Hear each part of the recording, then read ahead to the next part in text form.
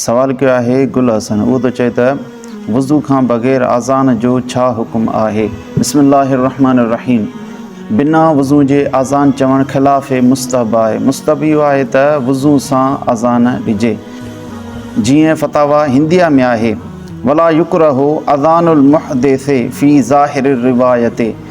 ज़ाहिरी रिवायत इहा आहे त मुहदिस जी यानी बिना वज़ू जे आज़ान चवणु मकरूह न आहे, यानी इन में को बि हर्ज न आहे, आज़ान ॾेई सघिजे थी। बुख़ारी शरीफ़ में हदीस मुबारक उम्मुल मोमिनीन अम्मा आयशा सिद्दीक़ा रज़ियल्लाहु ताला अन्हा फरमायो, कान नबी सल्लल्लाहु अलैहि वसल्लम यज़कुरुल्लाह अला कुल्लि अहयानिही।